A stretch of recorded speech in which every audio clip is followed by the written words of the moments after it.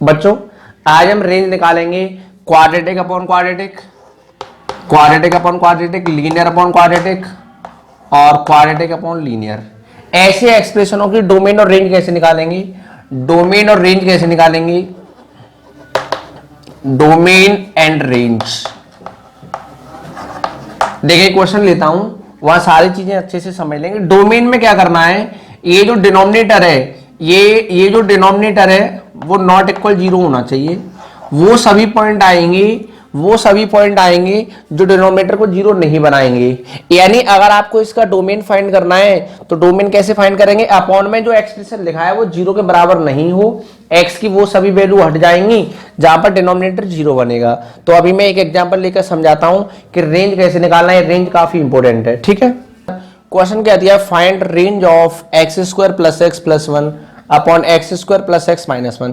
Question में कह रहा है रेंज बताइए, लेकिन मैं डोमेन वाला पार्ट भी यहाँ जोड़ देता हूँ। चलो डोमेन इसमें पूछा नहीं है, फिर भी मैं डोमेन समझा देता हूँ। डोमेन काफी इजी है, तो रेंज वाला क्वेश्चन हमने बनाया। बेसिकली रेंज पे ध्यान देना है कि क्वाड्रेटिक अपन क्वाड्रेटिक की रेंज कैसे निकालते हैं और वो क्या कॉमन मिस्टेक है जो बच्चे अक्सर करते हैं, वो सारी मिस्टेक आप यहाँ देख लेंगे इस क्वेश्चन में, ठीक है।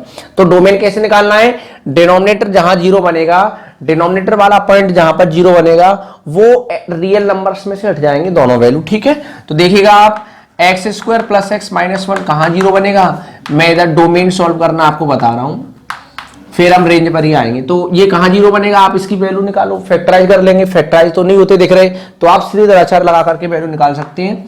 x बराबर क्या बनेगा, -1 प्लस माइनस रूट में बी स्क्वायर माइनस का 4ac प्लस 5 अपॉन में कितना आएगा, 2 आएगा।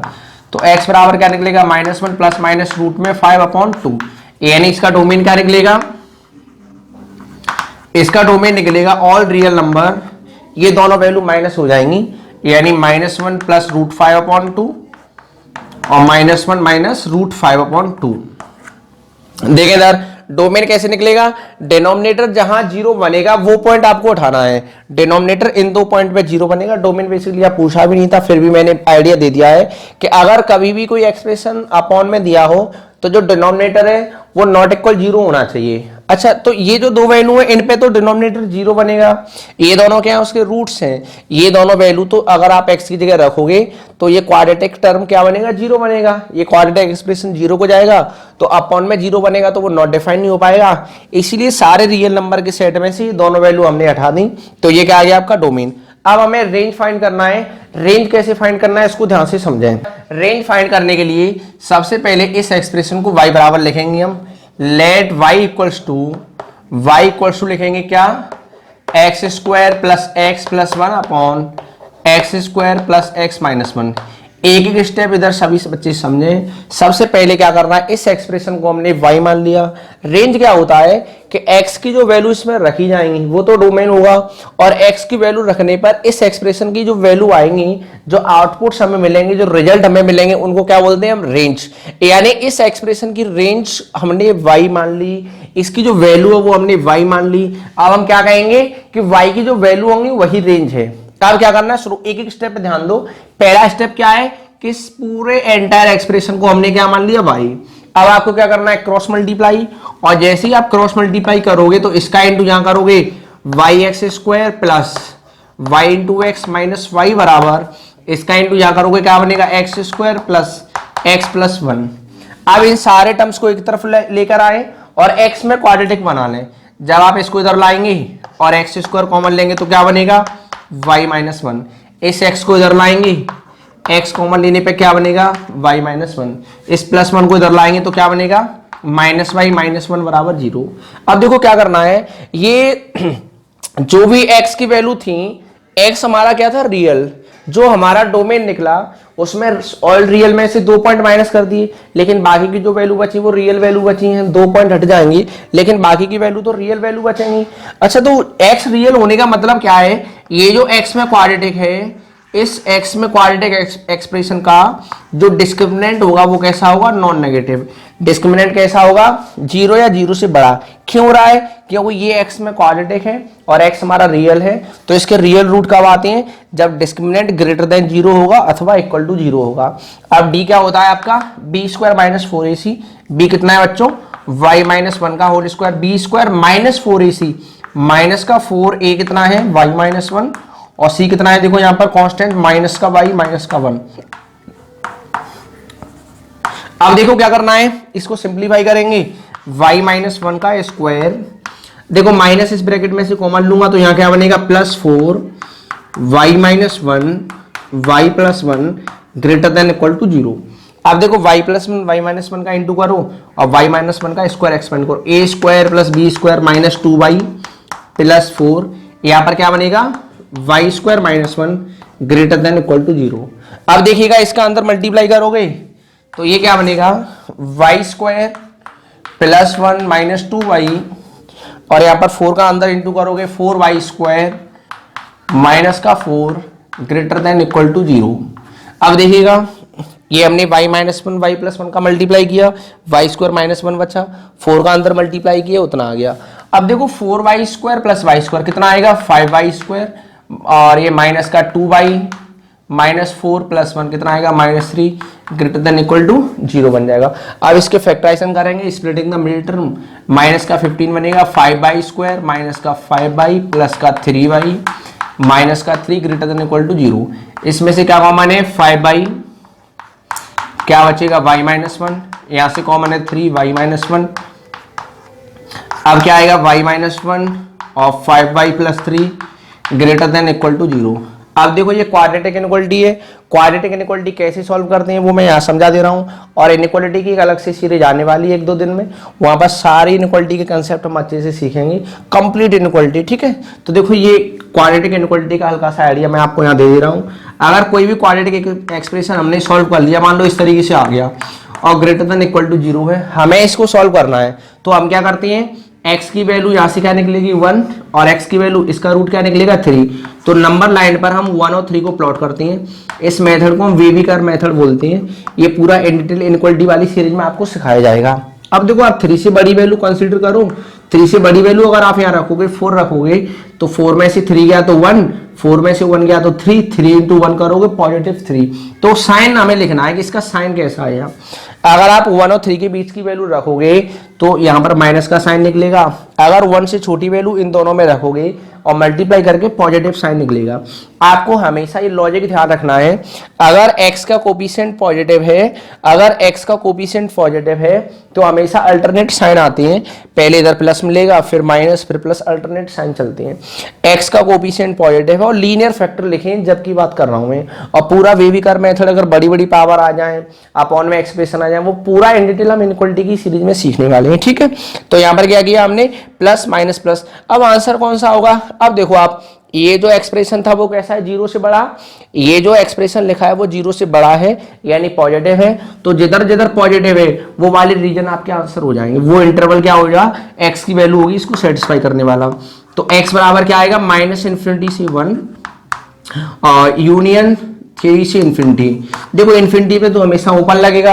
अब 1 इंक्लूड हैगा, ये क्या कह रहा है कि ये जो एक्सप्रेशन है वो 0 के बराबर भी है, यानी जो रूट है ना 1, ये वाला पॉइंट भी इंक्लूड रहेगा, और ये एक्सप्रेशन तो 3 रखो तो 3 रखने पर भी 0 बनेगा, तो यहाँ पर 3 को भी हमें इंक्लूड करना पड़ेगा। इस तरीके से आंसर हम देते हैं, ठीक है। अब देखो अगर इस तरह से क्वेश्चन दे दिया जाए आपको,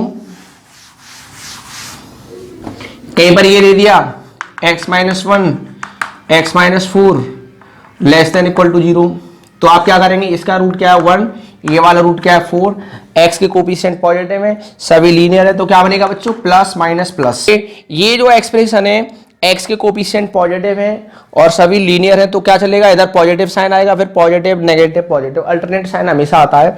जब भी लेस देन का साइन लगाओ तो आंसर कहाँ होता है, बिटवीन द रूट्स, यानी ये एक्सप्रेशन कैसा है आपका नेगेटिव है, तो नेगेटिव साइन कहाँ पर है 1 और 4 के बीच में, तो 1 और 4 के बीच की तो सभी वैल्यू आएंगी, लेकिन ये एक्सप्रेशन 0 के बराबर भी है तो 1 भी इंक्लूड करना पड़ेगा और 4 भी इंक्लूड करना पड़ेगा, तो x की वैल्यू क्या आएगी 1 to 4, ये कहां पर आएगा बिटवीन द रूट्स।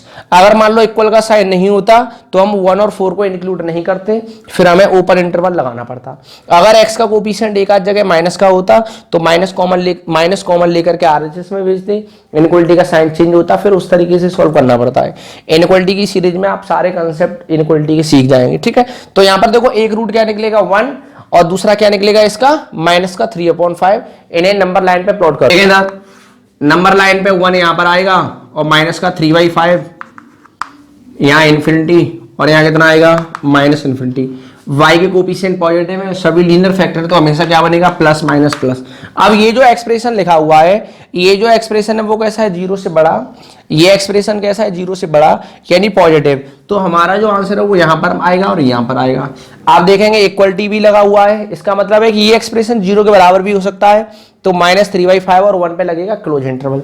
तो जो y की वैल्यू निकल के आएगी वो क्या आएगी, यहां से यहां तक माइनस इन्फिनिटी से लेकर के -3/5 तक यूनियन 1 से लेकर इन्फिनिटी तक। देखिएगा ये y की वैल्यू आ चुकी है, लेकिन अभी हम इसको रेंज नहीं कहेंगे। एक बात सुन ले ध्यान से, एक चीज और है जिसका हमें ध्यान रखना है, एक क्या लॉजिक और है उसको और समझो। सबसे पहले हमने इसको y के बराबर माना, क्रॉस मल्टीप्लाई करके सारे टर्म LHS में लाके x में क्वाड्रेटिक बनाया, x की रियल वैल्यू आएंगी तो इसका मतलब इसका डिस्क्रिमिनेंट 0 के बराबर या 0 से बड़ा आएगा। फिर हमने d की वैल्यू क्या होती है b² - 4ac greater than equal to 0 करके सॉल्व किया, कैलकुलेशन किए बीच में। कैलकुलेशन करने के बाद हम यहाँ पर आ गए। अब y की वैल्यू एक 1 निकलेगी और एक -3/5 निकलेगा। वेविकर मेथड से इसको सॉल्व कर दिया। 1 से बड़ी वैल्यू अगर आप इसमें रखोगे तो पॉजिटिव निकलेगा, फिर नेगेटिव, फिर पॉजिटिव। और ये जो एक्सप्रेशन है वो 0 से बड़ा है यानी पॉजिटिव है, तो y की वैल्यू कहां पर आएगी -इन्फिनिटी से -3/5 और 1 से इन्फिनिटी। लेकिन रेंज ये नहीं है कि y की वैल्यू है ये इस इनइक्वालिटी का सॉल्यूशन है, लेकिन हम ये नहीं कह सकते कि रेंज भी यही है।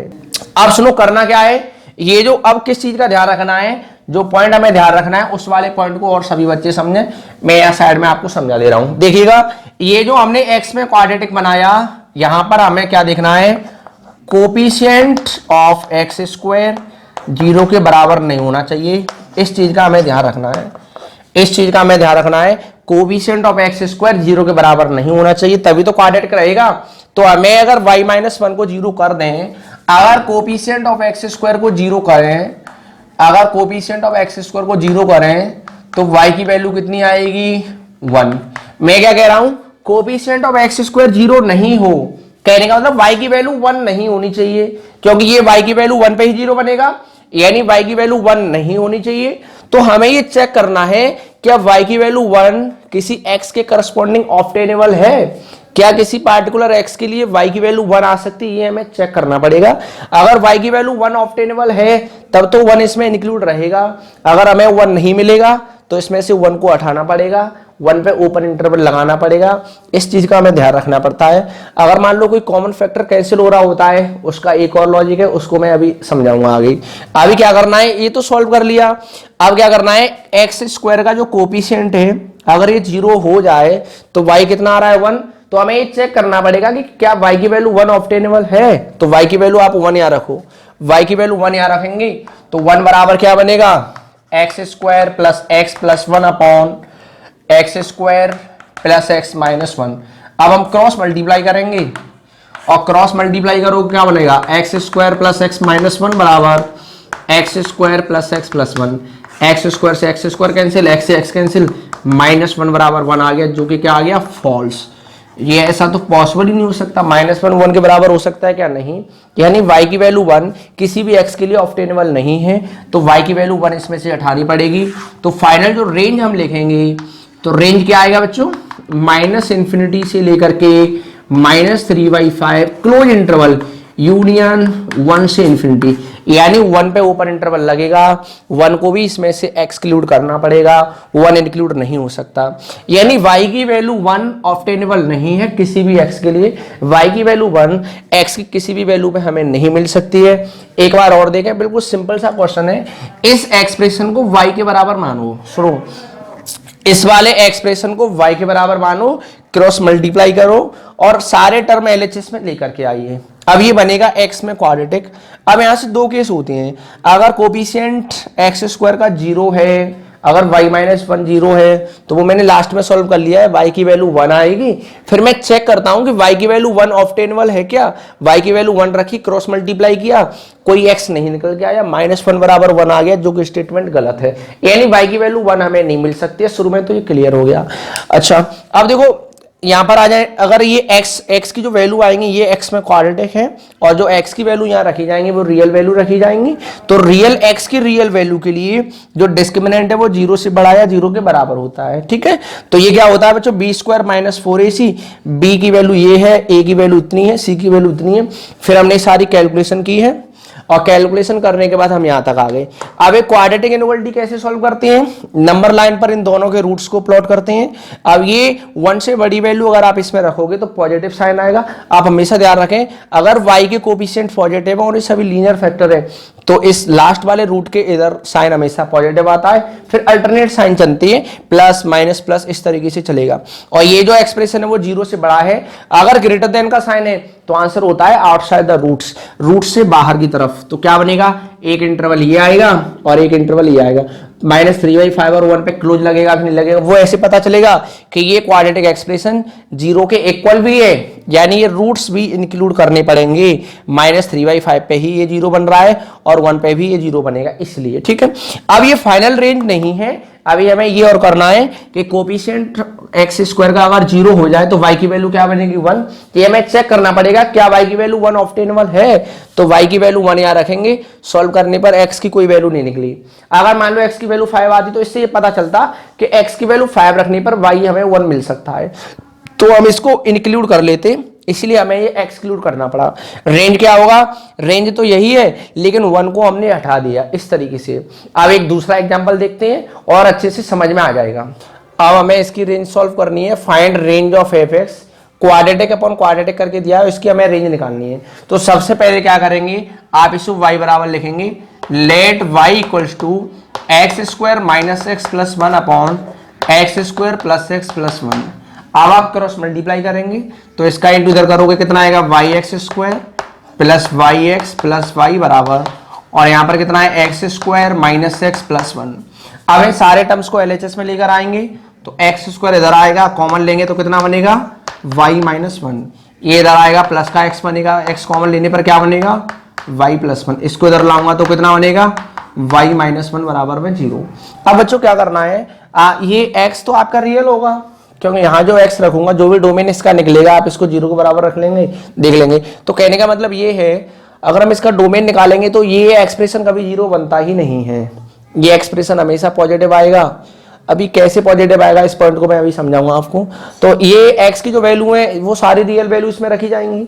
तो कहने का मतलब ये है कि ये जो क्वाड्रेटिक एक्सप्रेशन हमने लिखा है वहां पर x हमारा रियल है, भले ही कुछ वैल्यू आए रियल वैल्यू है, तो हमारा डिस्क्रिमिनेंट यानी d नॉन नेगेटिव हो जाता है, d 0 से बड़ा या 0 के बराबर हो जाएगा। अब d की वैल्यू क्या होगी, b स्क्वायर y प्लस 1 का होल स्क्वायर माइनस 4ac, तो क्या बनेगा, y माइनस 1 का whole square greater than equal to 0। अब आप इसका होल स्क्वायर खोल के इसको सॉल्व कर लें तो ये, या फिर आप a minus b a plus b का फॉर्मूला लगा लें तो ऐसे लग जाएगा। देखो y प्लस 1 का होल स्क्वायर लिखा है और इसको आप समझो 2y माइनस 1 का होल स्क्वायर, ये इसका होल स्क्वायर लिखा हुआ है। तो a square minus b square लगा दो तो क्या बनेगा, a माइनस बी, बी इतना है 2y और फिर माइनस का 2 बनेगा तो प्लस 2 बन जाएगा। एक ब्रैकेट में क्या आएगा, a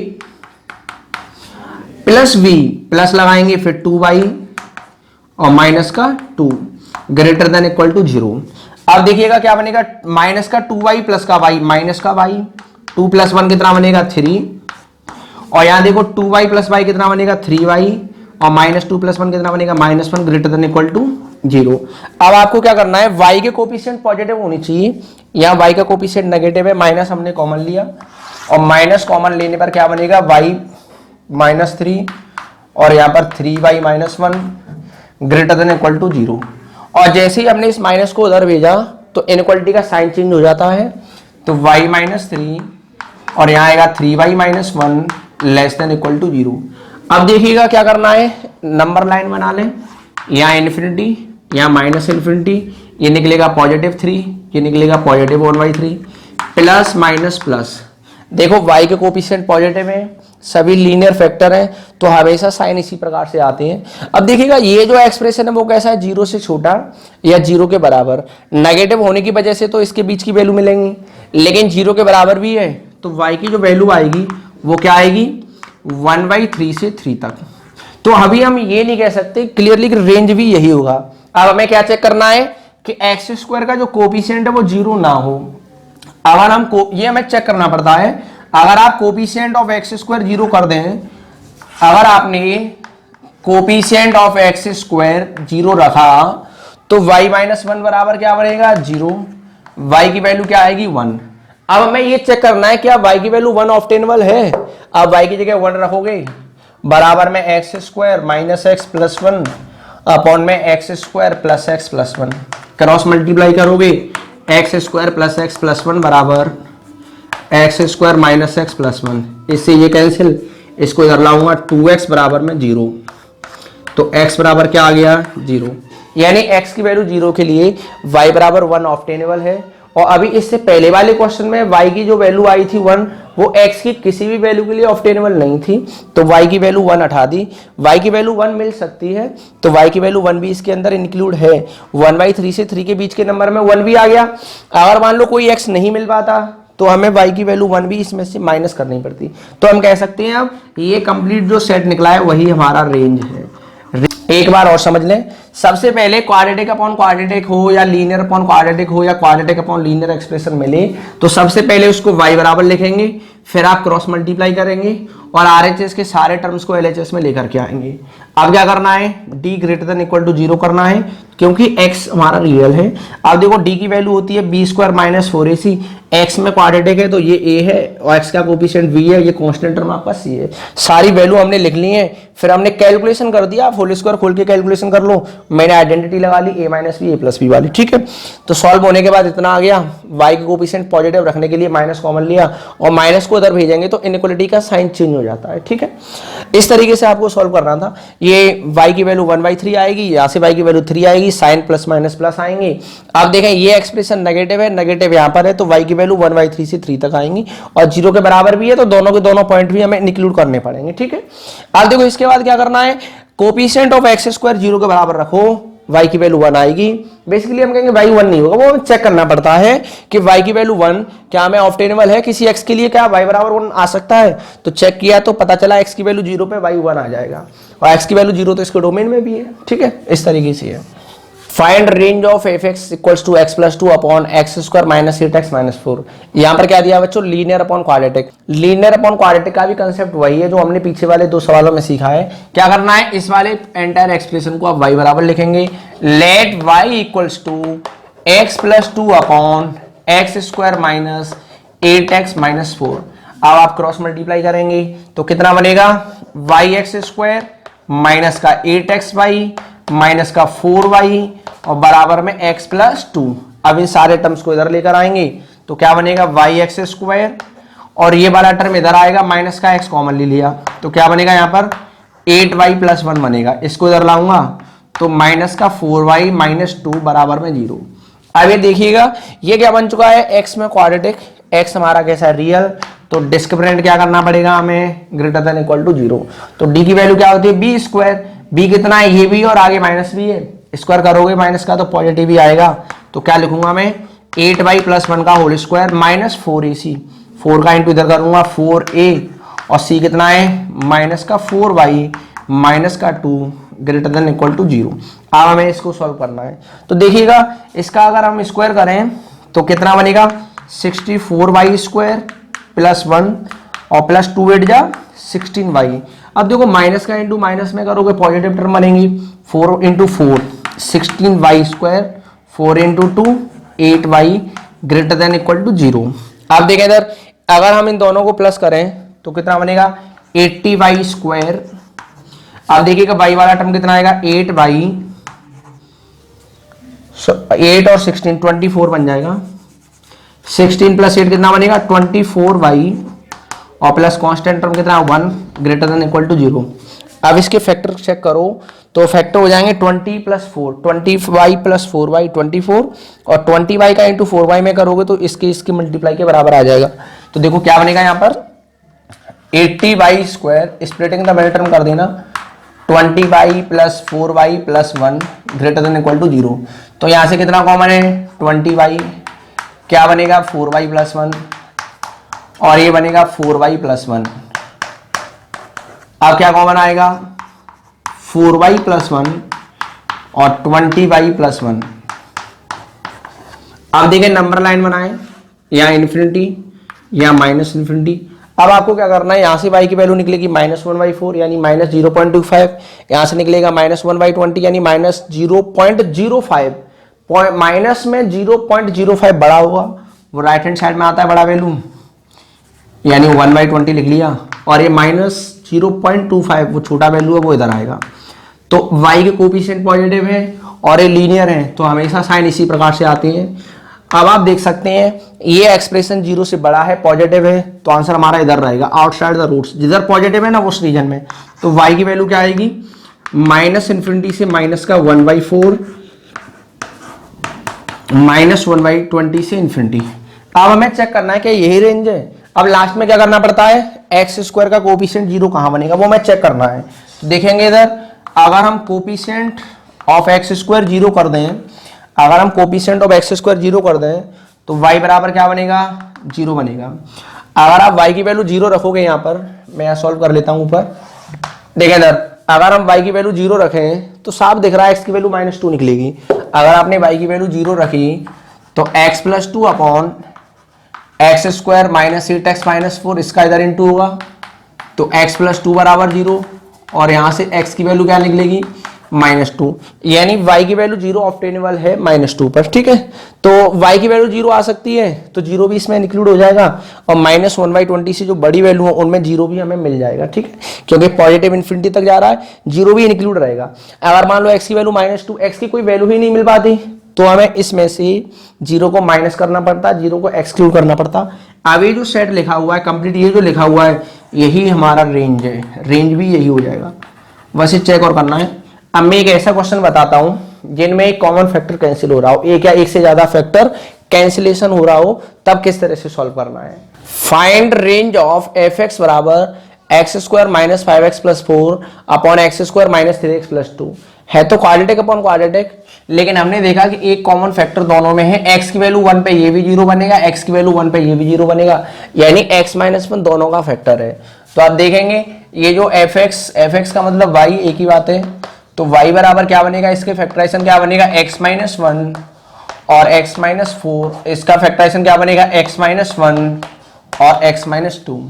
अब देखो x - 1 से x - 1 कब कैंसिल होगा, क्या केस है, इसकी ये वैल्यू बनेगी कब, जब x ≠ = 1 हो जाए, क्योंकि अगर नॉन जीरो टर्म होती है वही कैंसिल होती है। हमें कहेंगे इसको ऐसे लिख सकते हैं, कब x की वैल्यू 1 ना हो। अब सुनो इधर, अगर मैं डोमेन की बात करूं, अब ये तो क्वाड्रेटिक अपॉन क्वाड्रेटिक से लीनियर अपॉन लीनियर में कन्वर्ट हो गया, और लीनियर अपॉन लीनियर की डोमेन रेंज निकालना हमने पहले सिखा दिया है आपको। तो देखो आप इसे आराम से सॉल्व कर सकते हैं। ऐसा भी क्वेश्चन आ सकता है कि कोई क्यूबिक दे दिए, कॉमन फैक्टर कैंसिल हो गया, फिर क्वाड्रेटिक अपॉन क्वाड्रेटिक बचेगा, यानी जो अभी हमने क्वेश्चन सॉल्व किया था। ऐसा भी हो सकता है कि ऊपर क्वाड्रेटिक है और नीचे क्यूबिक है, फिर एक फैक्टर कैंसिल होके ऊपर तो क्वाड्रेटिक से लीनियर बचेगा और नीचे क्यूबिक से क्वाड्रेटिक रह जाएगा। तो वो लीनियर अपॉन क्वाड्रेटिक वाला क्वेश्चन अभी सॉल्व करवाया था इससे पहले, उसकी तरह करना है। ठीक है, तो अब तो इसको बिल्कुल इजी कर सकते, इजी सवाल हो गया। अगर मैं आपसे डोमेन की बात करूं तो डोमेन हमें पता है कि ऑल रियल नंबर, एक तो 1 नहीं आएगा, x ≠ = 1, और ये x ≠ = 2, ये 2 पॉइंट नहीं आएंगे। अगर हम डोमेन की बात करें तो x की वैल्यू क्या नहीं हो सकती, 1 नहीं हो सकती, और x की वैल्यू 2 नहीं हो सकती, क्योंकि 1 और 2 पर डिनोमिनेटर 0 बनेगा। आप सुनो रेंज कैसे निकालेंगे, रेंज तो लीनियर अपॉन लीनियर की डायरेक्टली लिख लेते हैं। रेंज क्या आएगा, सुनो सारे रियल नंबर आएंगे सिवाय कौन से पॉइंट के, वो आपको देखना है। अच्छा x की वैल्यू हमने क्या बोला, 1 नहीं हो सकती। एक तरीका तो ये समझें, x की वैल्यू 1 नहीं हो सकती, तो 1 पर y की वैल्यू क्या बनेगी। अगर x की वैल्यू 1 आप यहां रखो, 1 - 4 क्या बनेगा, -3, 1 - 4 क्या बनेगा, -3, 1 - 2 क्या बनेगा, -1, कितना आ गया, 3। अगर x की वैल्यू 1 में रखता हूं तो ये y 3 आ रहा है, और मैं कह रहा हूं x की वैल्यू में जो 1 रखनी ही नहीं है, तो इसका मतलब y की वैल्यू 3 भी नहीं मिलेगी। तो y की वैल्यू एक तो 3 नहीं हो सकती, यानी रेंज में एक तो 3 नहीं आएगा।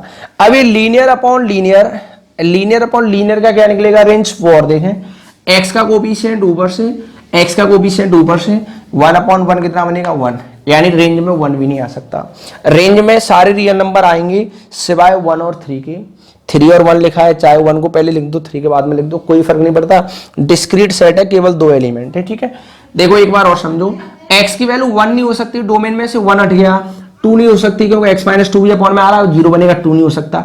अब हमें क्या करना है कि रेंज कैसे निकालते हैं, लीनियर अपॉन लीनियर की रेंज निकालना सिखाया था मैंने आपको, ax प्लस बी अपॉन सी एक्स प्लस टी। इसकी रेंज हमने डायरेक्ट आपको याद करवाई थी। इसकी रेंज क्या होती है, all real number minus x का कोएफिशिएंट ऊपर से लिखना है, अपॉन में x का कोएफिशिएंट नीचे से लिखना है। ये पॉइंट नहीं आता है कभी, तो आप देखोगे ये लीनियर अपॉन लीनियर है। अगर मैं इसकी रेंज की बात करूं तो x का कोएफिशिएंट ऊपर से 1 आएगा, x का कोएफिशिएंट नीचे से 1 आएगा, 1 अपॉन 1, एक तो 1 नहीं हो सकता। अब 3 का कैसे पता चला कि x की वैल्यू यहां साइड में लगा दिया कि x की वैल्यू 1 नहीं होनी चाहिए, ये तो हमने कहा 1 नहीं होना चाहिए, तो y की वैल्यू रेंज क्या होता है, y का वैल्यू, डोमेन होता है x का वैल्यू, कोई कंफ्यूजन नहीं रहना चाहिए। इससे ये कैंसिल होगा, तो हमने बोला x 1 नहीं होना चाहिए। अगर मैं x की वैल्यू 1 इसमें रखता हूं तो क्या मिल रहा है हमें, 3 मिल रहा है, तो मैं क्या बोलूंगा, y की वैल्यू 3 भी नहीं आ सकती। अब सुन ध्यान से, अभी हमेशा आंसर ऐसे नहीं देना कि x की वैल्यू 1 नहीं है तो 1 रखने पे क्या आ रहा है, वो 3, तो हमें ये गारंटी से नहीं कह सकते कि 3 नहीं आ रहा। अब चीज को समझो मैं क्या कहने वाला हूं, x की वैल्यू 1 नहीं रखनी और 1 को अगर रखें तो मिल रहा है 3, तो मैंने कहा 1 नहीं रखूंगा तो y का वैल्यू 3 नहीं आ सकता। ऐसा हमेशा नहीं हो सकता, हो सकता है कि y के वैल्यू 3 किसी और पॉइंट पे भी मिल रहा हो, या तो खैर लीनियर अपॉन लीनियर तो नहीं मिल पाएगा, लेकिन बाकी के क्वाड्रेटिक आ रहे हैं तो वहां दो वैल्यू x की मिल सकती है किसी पार्टिकुलर y की वैल्यू के लिए।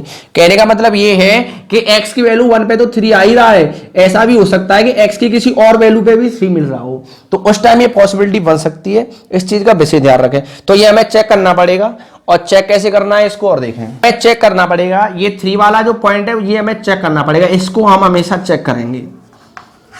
देखें इधर कैसे चेक करना पड़ेगा, x की वैल्यू 1 नहीं रखनी, अगर मैं 1 रखता हूं तो y 3 मिलेगा, इसके अकॉर्डिंग तो मैंने 3 को हटा दिया। अब मुझे ये चेक करना है क्या y की वैल्यू 3, क्या पता x की 1 के अलावा किसी और वैल्यू पे ऑब्टेनेबल हो, तो मैं उस पॉइंट को देखूंगा। अब देखो y की वैल्यू यहां 3 रखूंगा, 3 बराबर x minus 4 upon x minus 2, यानी y की वैल्यू मैं 3 रखूंगा, क्रॉस मल्टीप्लाई करूंगा, 3x माइनस 6 बराबर x माइनस 4, ये कितना आएगा 2x बराबर 2, x बराबर 1। तो यहां से सॉल्व होने पे पता चला कि x की वैल्यू 1 पर ही y3 आ रहा है, x हमारा 1 नहीं है तो y3 नहीं आ सकता, तो इसका रेंज इतना ही रहेगा।